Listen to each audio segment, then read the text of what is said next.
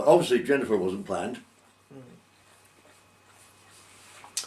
Wendy was. We talked about having a second one. And after Wendy was born, Joan had to have an operation on her stomach. Her womb was all twisted. So she had an operation on her stomach to straighten it all out. And she was in hospital for 3 weeks. And then she was dead a fortnight in a Bournemouth convalescent home.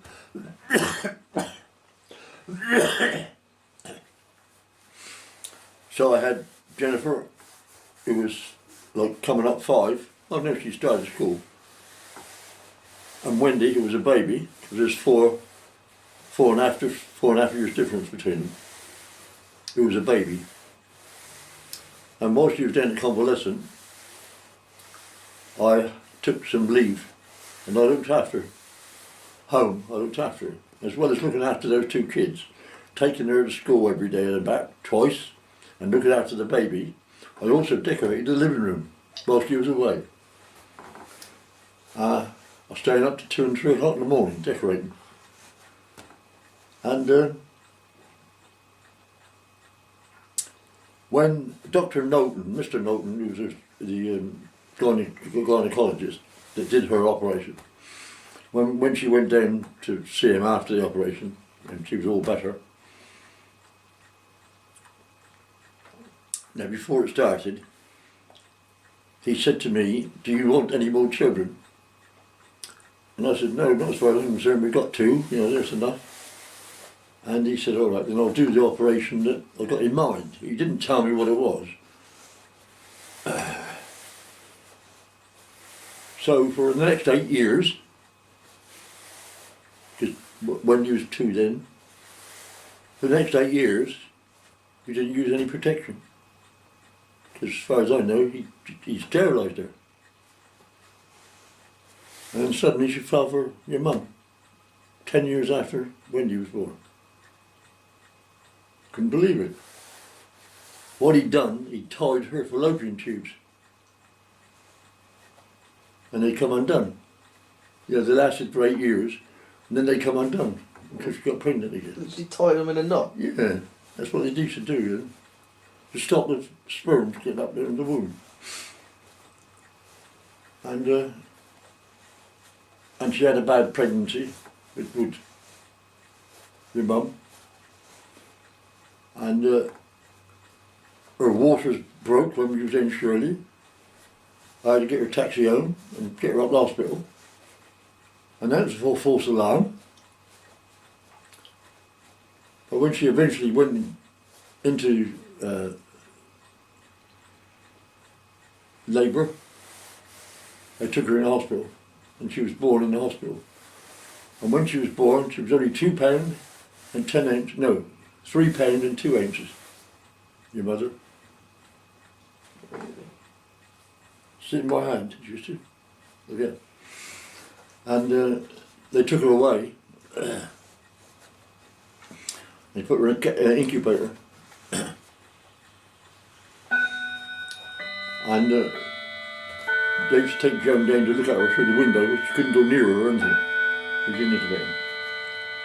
And when I went to visit, I had to go and I was allowed in, but not touch her. I couldn't touch her. I could only look at her through the glass. But she'd be down across the bottom of this incubator. There was a brass rail, and she'd be laying down on her back, with her feet cocked up on this rail. She was funny.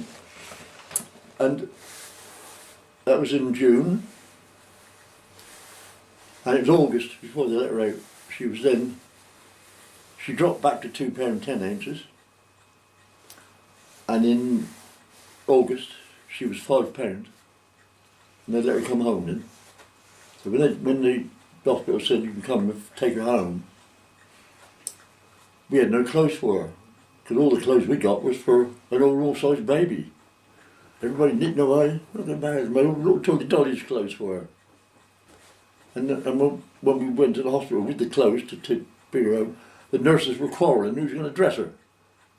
And the sister said, "That's enough, I'm doing it." And she took all the clothes off us and dressed the baby. And they brought her out to us. And all the nurses were in tears. Because they looked after her since she was born, you know, and they were in tears. And yeah, we brought her home, took her to see the two grandparents. And then I'd sit her in my hand and she'd reach about there. And her legs were, you know, that's all she was.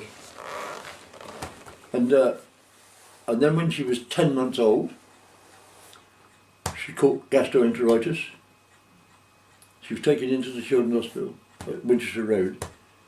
Not there anymore. You know Anglesey Road, where it comes out into Winchester Road, right opposite there is a Children's Hospital. And she was in there, and we had to go up and Joe and they go up and feed her every day. And when we had her home, we were feeding her with a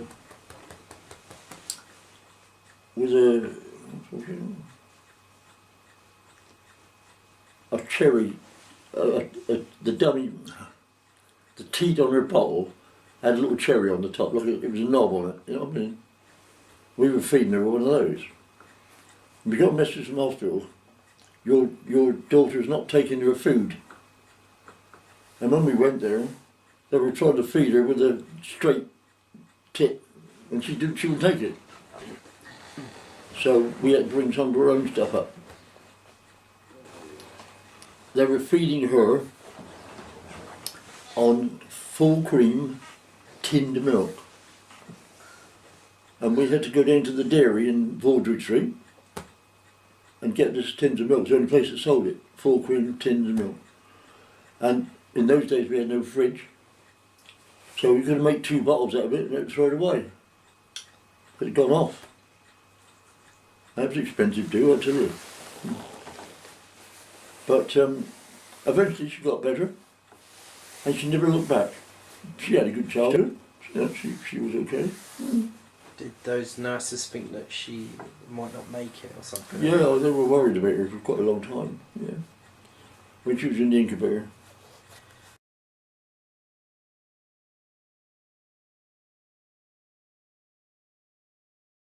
Yeah. When we thought that her waters had broke, she had lost one. It was a boy too, I think. Was. Mm. And when Debbie was in the incubator next to her was a little boy with much the same problem. He had a cleft chin, a real cleft in his chin. And when his father came to visit him, he had a cleft in his chin as well. Exact replica you were. Yeah. And back before, when Wendy was born, I told you Joan had to go in for an operation. Well, while she was in for an operation, there was a woman in there, pregnant, young girl, who was in there for some reason, I don't know why. And she got very friendly with Joan. And her husband came to visit her, and of course I met her husband when I was visiting. His name was Stan. And he was from Australia.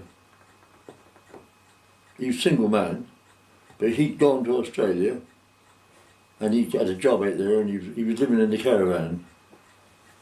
And he'd come back home and he met this girl and he married her and they had this baby. And yet he had to go back to Australia because his visa expired. So he said to Joan and I, or he said to me really, "Will you look after the wife for me?" he said. "Make sure she, you know, get her onto the aeroplane and when she comes out and all that sort of thing." I said, "Yeah, no problem." So we did all that for her. She was a lovely girl. And we got her up to Heathrow Airport and got her on the aeroplane to go to Australia. And as far as we were concerned, this was the last of it. But he wrote me a lovely letter, so she got there okay and thanked me for what I'd done. And he said, if ever you feel like coming to Australia, he said, we'll look after you. He said, I've got land, which I'm going to build a house on, He said, I've got a caravan on there at the moment. He said, if you'd like to come over, he said, we'll move into the part of the house that we've got done, and you can have the caravan until you can find a place to live. In Melbourne, that was. She wouldn't go. Joan wouldn't go. She wouldn't leave her father, because he was still alive then. She wouldn't leave him. Would you have liked to have gone to Australia? Yeah. Would you have I gone? would have gone, yeah, of course, yeah. Actually, when I was in the force, used to get we had a magazine come around the police forces. It was called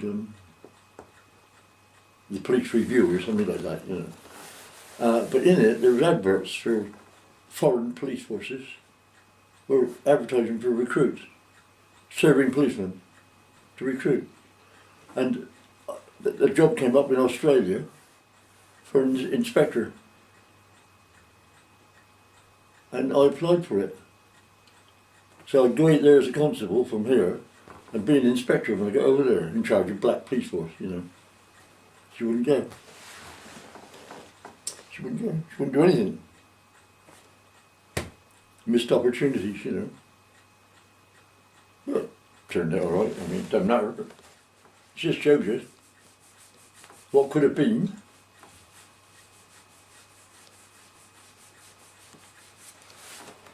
Yeah. And of course, when Peg and Bob moved to Australia, that's what sort of prompted us to go over there, really. I wanted to see what it was like. Bloody lovely over there. I always lived over there, quite easy. So laid back. Everything was so laid back over there.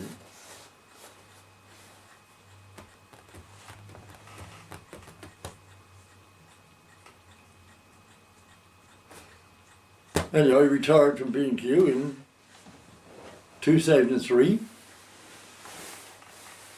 And I've done nothing ever since. Hard work sometimes.